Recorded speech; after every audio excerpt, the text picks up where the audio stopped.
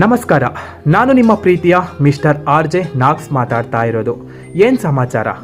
ಈ ಮಾರ್ಚ್ ಬಿಸಿಲು ನೋಡಿ ಸೂರ್ಯೋದೇವ ಫುಲ್ ಫಾರ್ಮಲ್ಲಿ ಬ್ಯಾಟಿಂಗ್ ಮಾಡ್ತಿದ್ದಾನೆ ಅನಿಸುತ್ತೆ ಅಲ್ವಾ? ಹೊರ್ಗಡೆ ಹೋದರೆ ಸಾಕು ಸಿಕ್ಕಾಬಟ್ಟೆ ಬಿಸಿಲು. ಇವತ್ತು ಬೆಳಗ್ಗೆ ನಾನು ಆಫೀಸ್ಗೆ ಹೋಗುವಾಗ ಒಂದು ಪುಟ್ಟ ಗುಬ್ಬಚ್ಚಿಯನ್ನು ನೋಡಿದೆ. ಪಾಪ ಅದಕ್ಕೆ ಎಷ್ಟೊಂದು ಬಾಯಾರಿಕೆ ಆಗಿತ್ತು ಅಂದರೆ ಒಂದು ಹನಿ ನೀರಿಗಾಗಿ ಒಣಗಿದ ನಲ್ಲಿಯ ಮೇಲೆ ಕೂತು ನೀರು ಕುಡಿಯಲು ಪಡಬಾರದ ಕಷ್ಟವನ್ನು ಪಡ್ತಾ ಇತ್ತು.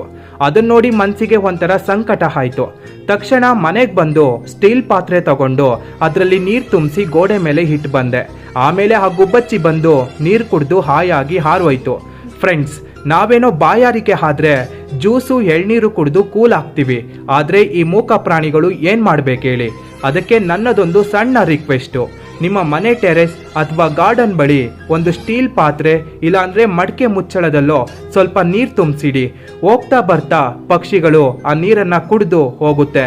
ನಿಮ್ಮ ಈ ಒಂದು ಸಣ್ಣ ಕೆಲಸ ನೂರಾರು ಪಕ್ಷಿಗಳ ಪಾಲಿಗೆ ಸಂಜೀವಿನಿ ಆಗ್ಬೋದು.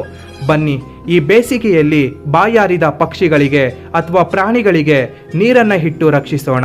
ಈ ಕತೆ ಕೇಳಿದ ಮೇಲೆ ನೀವು ನಿಮ್ಮ ಮನೆಯಲ್ಲಿ ಅಥವಾ ಆಫೀಸು, ಕಾಲೇಜು, ಕಂಪನಿಗಳ ಬಳಿ ನೀರು ಇಟ್ಟಿದ್ದೀರಾ ಅಥವಾ ಇಡ್ತೀರಾ ಅನ್ನೋದನ್ನು ಈಗಲೇ ಕಾಮೆಂಟ್ ಮಾಡಿ ತಿಳಿಸಿ.